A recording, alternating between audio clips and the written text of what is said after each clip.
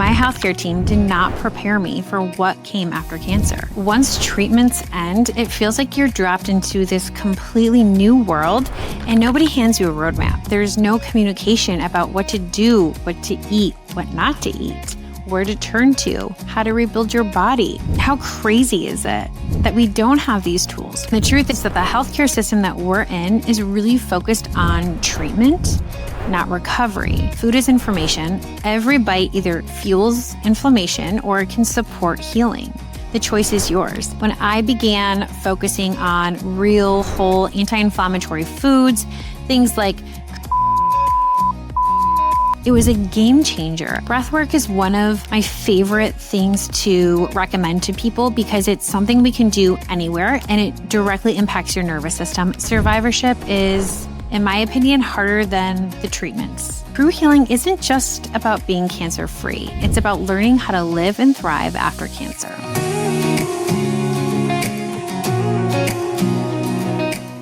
Hello, friends. Welcome back to Cancer-Proof Living. I'm so glad you're here. Hi, I'm Michelle, an 8-year non-Hodgkin's lymphoma cancer survivor, a mom, and integrative nutrition health coach. After cancer, I wanted more than just survival, so I built the healing roadmap that I couldn't find. Now I guide survivors and cancer-conscious humans to detox, rebuild, and thrive. Today's solo episode is powerful. I'm breaking down 5 things that most doctors never tell you after cancer and what you can do about them. In fact, this episode is loaded with effective science-backed tools to help you navigate cancer survivorship, from regulating your nervous system to processing emotions and dealing with scanxiety. If you're a cancer survivor, you do not want to miss this episode. Grab a pen and paper and let's get started. Today, we're talking about something that I wish someone told me about. What happens after cancer? Because the truth is, once treatments end, it feels like you're dropped into this completely new world and nobody hands you a roadmap. So in this episode, I'm breaking down 5 things most doctors never tell you after cancer and what you can do about them. Because the truth is, true healing isn't just about being cancer-free. It's about learning how to live and thrive after cancer. So let's get started. This topic is so near and dear to my heart. It's the podcast that I wish I had after I ended my cancer treatments, once that bell was rung. And that's because for me, and I don't want to speak for every cancer survivor out there, but for me, my healthcare team did not prepare me for what came after cancer. Everything was a complete shock, and I felt like I was navigating a world that I had no direction to, and it made me feel very alone and isolated.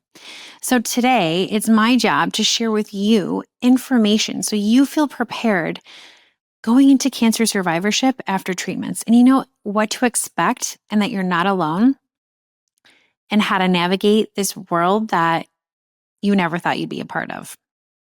Let's get started. So number 1, there is little to no aftercare, but you still need support.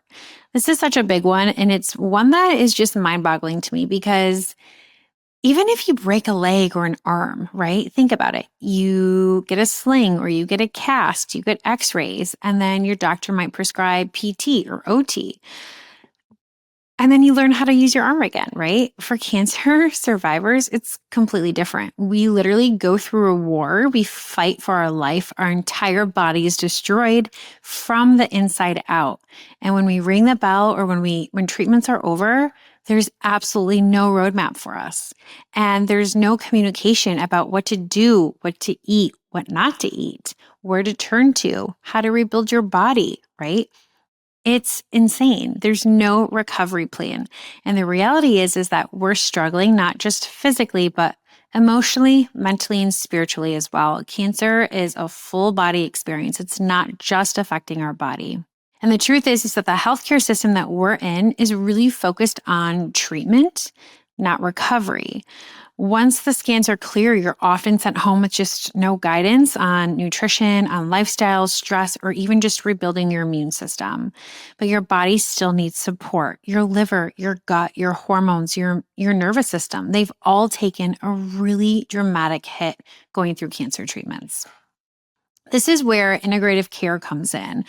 It's not an alternative care, it's an aftercare system that most people never get. Think of it as your roadmap to recovery. It's what your body deserves, one that includes nutrition and nervous system regulation, detoxification, and emotional healing. This is the type of aftercare that we need and that we need to fight for cancer survivors. I know for me personally, I experienced every single one of these things coming out of treatments. I always thought it was so crazy. I remember finishing treatments and talking on the phone with my dad and, really telling him like everything that was going on and like, gosh, I'm stuck in fight or flight and my body can't process food and nobody can really help me. And I talked to my doctors about it and they say, just give it time. And the reality it's like, no, I didn't have the tools. And I just thought, how crazy is it that we don't have these tools? Who hasn't been affected by cancer, whether it's happened to them, a loved one, a family member, a friend, whatever the case is, we have all been touched by cancer in some way. So how are we all walking around clueless on what to do after cancer? And why is there such a gap in the healthcare system around this? If you can break a phone and get therapies, why can't you get therapies after cancer treatment? That's exactly why I started my company. That's exactly what I do for my clients. I provide survivors and preventers with these services because no one should have to go through this alone. I struggled through it alone and it was so hard. It was so traumatic and horrific. And I would have given anything to have listened to a podcast that told me the steps on how to, reclaim my health and my life after cancer, because none of that existed 8 years ago. So hopefully everyone gets a really good snapshot into survivorship and some tools that you can use to help support yourself as you come out of treatments. Number 2, it's very important to know that nutrition does matter. I know that the doctors have told us to eat whatever we want through treatments just to gain weight. Don't lose weight. It doesn't matter. Have the milkshake if you want, etc. They told it to me. They've told it to all of my clients. And it's crazy that's still the reality that we're living in, but I'll say it clearly. Nutrition matters a lot. Many survivors are told, just eat what you want, even after treatments. But you need to know that food is information. Every bite either fuels inflammation or it can support healing. The choice is yours. And think of it this way. The constant in our life is food. We are eating no matter what, 3 times, if not more, a day. What we're putting in our body is incredibly important, and it's information to our body. After cancer, you have to know that your cells are also still recovering. They're rebuilding DNA, they're detoxing. They are calming inflammation, repairing your gut, and strengthening your immune system. Your cells have a very important job, and food is what drives all of these processes, and it's really what communicates to your cells. When I began focusing on real, whole, anti-inflammatory foods, things like cruciferous veggie, high fiber foods, berries, greens, omega-3s, herbs, spices, it was a game changer. I could really feel my energy, my mood, and my clarity shift as I began to heal. And protein. Protein's very important for healing. That's how we rebuild the inside of our body.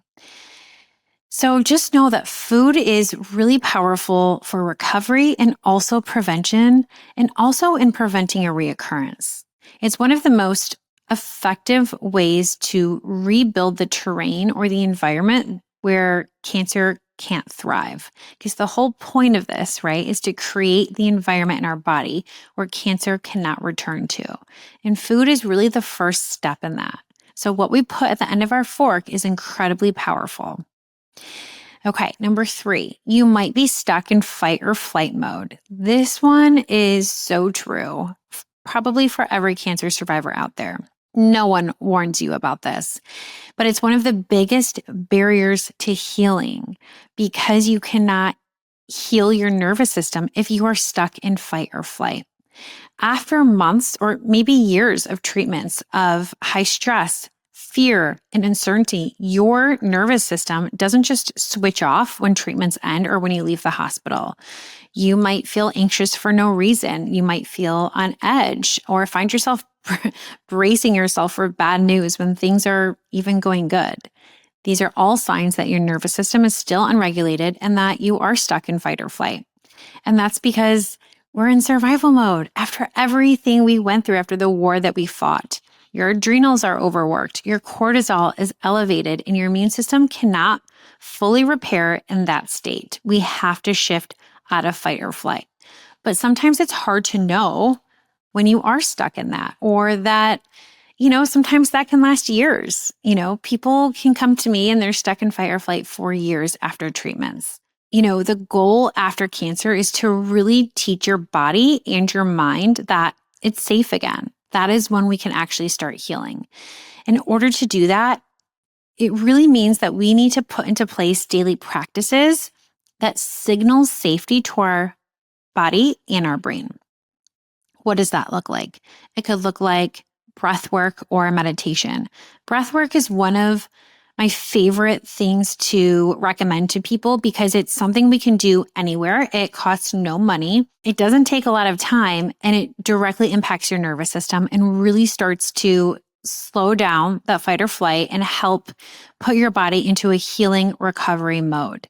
My favorite breathwork method is the box breathing, 4-4-4. So it's 4 seconds of an inhale, 4 seconds of holding that inhale, and then 4 seconds of slowly breathing that inhale out, and then waiting 4 seconds before you before you start a new round. That is a great introduction to breath work. If you've never done it before, it's very easy. Even if you start off doing it 3 rounds, just 3 times a day, I promise you will start to feel a difference in your body. You will begin to see a shift. Meditation is also fantastic for getting out of fight or flight. It really helps calm everything in your body, helps calm your nervous system down, and helps you sit in stillness a little bit as well. Gentle movement is also good. Stretching, yoga, just moving your body a little bit. Putting movement into action really changes everything from our mind, body, and soul. So it's a great thing to put into practice. Or even just like walking outside, getting that morning sunlight, setting up your circadian rhythm for the day that helps with hormones and really just supports healing overall long term.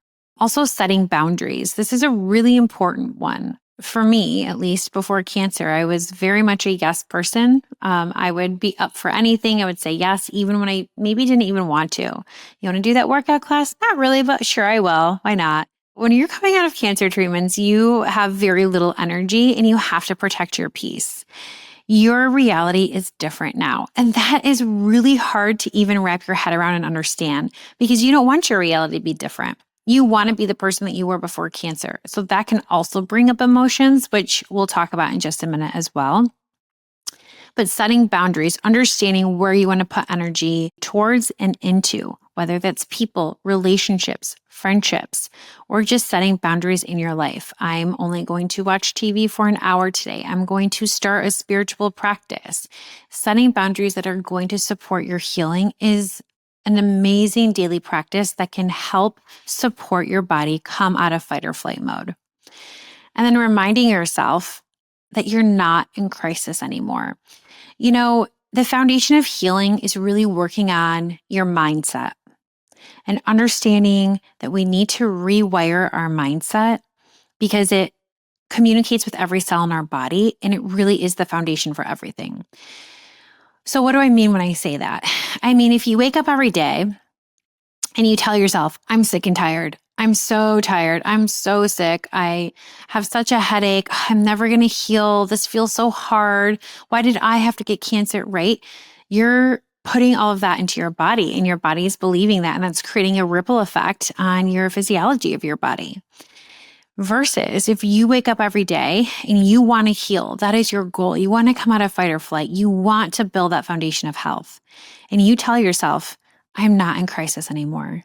My body knows exactly how to heal. My body deserves time and space to heal. I'm supporting my body every day in my healing journey, right? When you're saying different kind of mantras or affirmations to support healing, your body's also going to listen to that. And there will also be a ripple effect that happens that truly supports healing long term.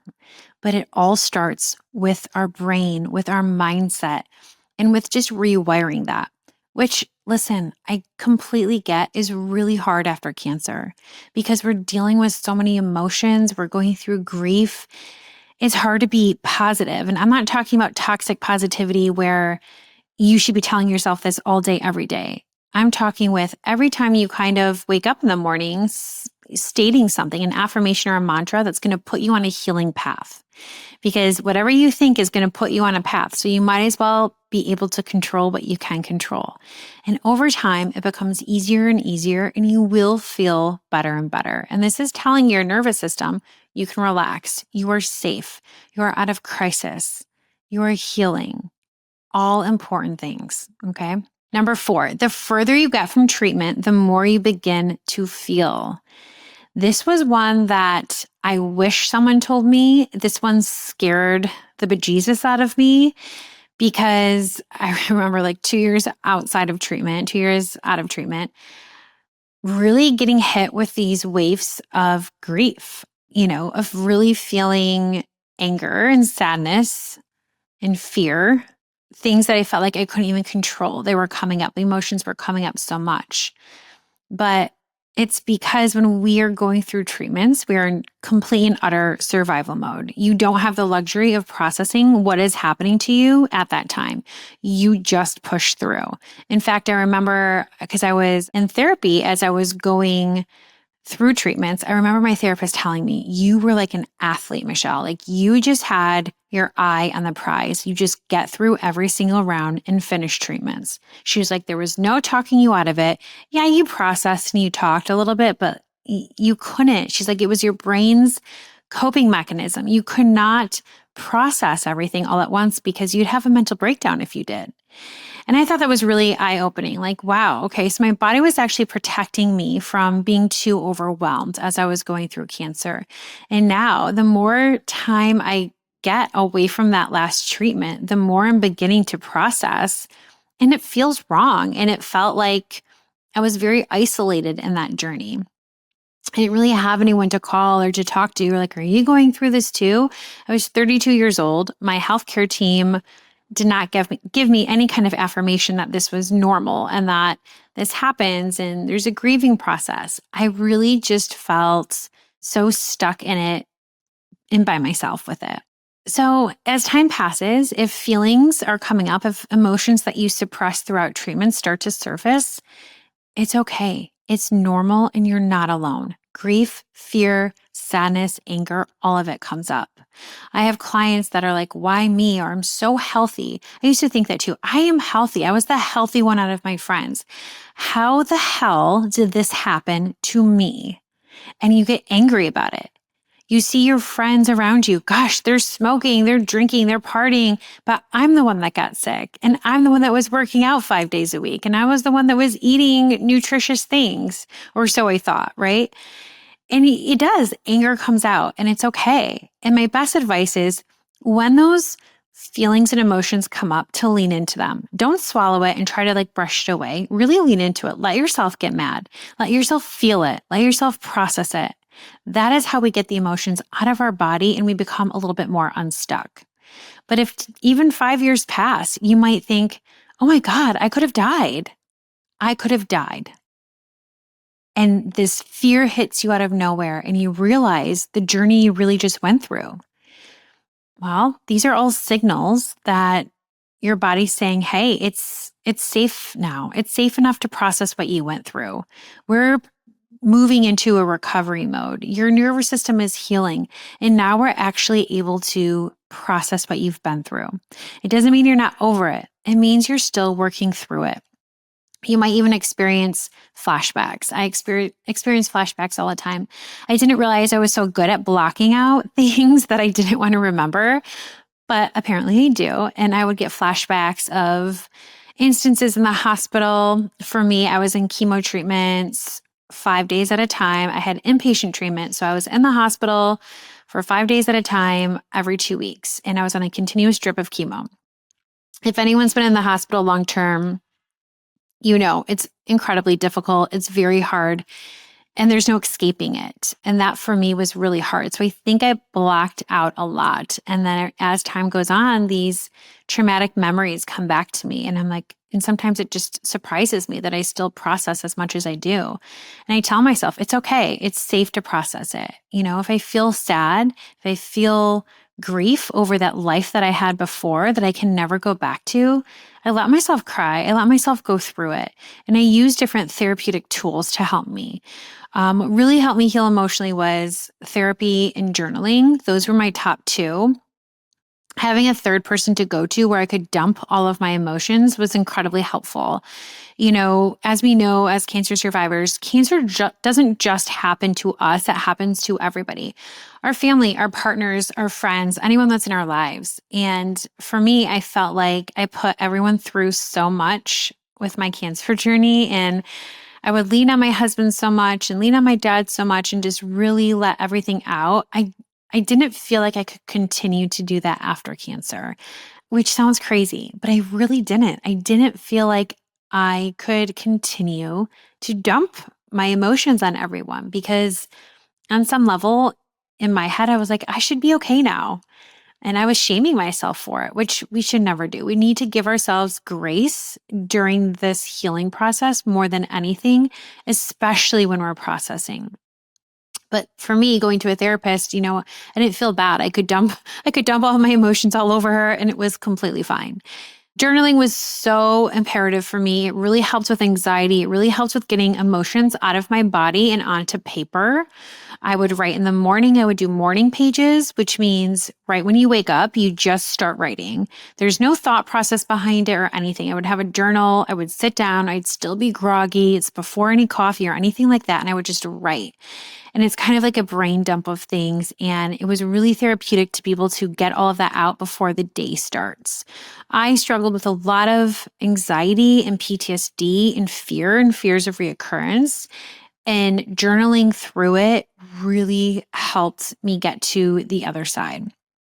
Some other great things, obviously faith and prayer. If you're religious, really leaning into that, having your favorite scriptures by your side or getting books. There's a lot of spiritual books out there that help you stay on path and help you lean into your faith in a different way. Community, there's support groups out there. There's a ton of support groups out there. I wish I was a support group person. Me personally, I joined all the Facebook groups.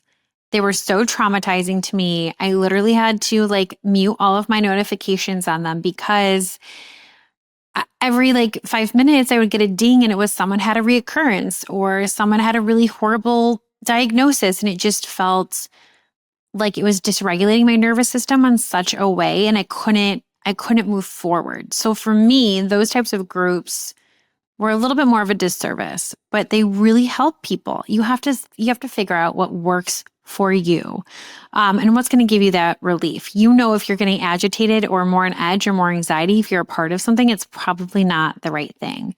There's also recovery coaches. I'm a recovery coach. I help you through these emotions. I help you through the survivorship process.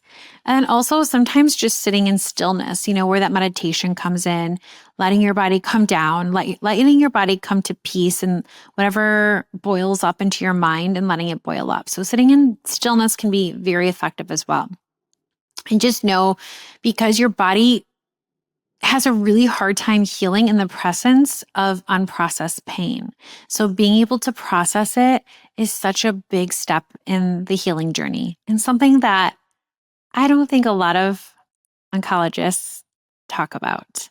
So if you have an oncologist that has talked to you about it, you're amazing. You're in a much better spot and good for you. This is for anyone that has never heard this information before. And I want you to know, these things that come up, these stages that happen that we're talking about, no one really warns you about them. It can be quite shocking. And for me, I was quite shocked and quite caught off guard. The emotions, the phases that we all go through, the processing that unfolds after treatments. It's not the norm. No one's talking about this. So people can feel a little shame around it or feel very isolated around it. Don't let yourself feel caught off guard. Just know you're exactly where you need to be in your healing journey. And that's okay. Everything you're experiencing is okay. Okay. And number 5, scanxiety is real and you are not crazy. This is just one of the most important ones that we all deal with. Even if you're a preventer and you're listening to this podcast and you have preventative MRIs or preventative scans, you deal with this too. If you've ever had a scan coming up and you felt your chest tighten, your stomach feels like it wants to fall out of your butt, right? Your thoughts spiral and you're so sensitive to everything. You know exactly what I mean. Around scan time, I have clients too that say this all the time. You get a headache, you feel a headache, you're like, oh my God, the cancer went to my brain. That's it. Or, oh, I got a twinge in my breast, like the cancer's back. It makes us so incredibly sensitive to everything because we know we have scans coming up, right? It's real. It's not just in your head. Scanxiety is really your body remembering the trauma of bad news, of hospital rooms, and fear. Okay? You are not crazy. This comes up. And it's anxiety ridden. It makes you feel anxious. You don't want to go through the journey that you went through. And this is another reminder when you're walking back into the hospital and you're smelling the same smells and you're seeing your healthcare team and you're seeing the rooms you got chemo in, of course, it's going to bring back that trauma and you will experience some PTSD. You are normal. It's okay. This happens. But there are things that we can do to work through it.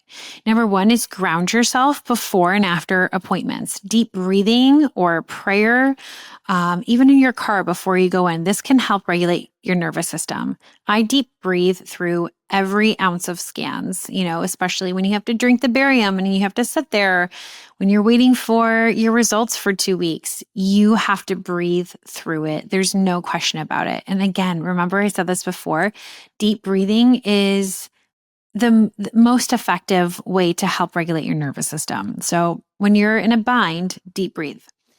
Plan something you enjoy after your scan, something you can look forward to. It could be a walk, lunch or coffee with a friend, anything that brings lightness, even a massage, something you can look forward to and just help get the energy out of your body. That's why I like exercise for that, massage for that, help remove that nervous energy out of your body. And remind yourself, right? We're going to rewire the brain. Remind yourself that your body is resilient and that you're doing the work to support it every single day. I tell my clients this all the time. When you are going through my program, when you are controlling what you can control, you have to tell yourself that. That helps rewire the brain and saying, I'm doing everything in my power to keep cancer away. These scans are going to come back clear. Telling yourself that has such power. Also, a really, really great tip and tool to use is imagining the best case scenario. Last year, or back in May, I went through a Pronovo scan. I was working with Pronovo a little bit. And I went in, and if you don't know, Pronovo is a head-to-toe MRI, and they check everything. And they can detect cancerous tumors and everything. They are checking you from head to toe. And it's scary. It's a little overwhelming. And I remember walking out of there, and I called my husband, and I was thinking, what the hell did I just do? What am I just walking into?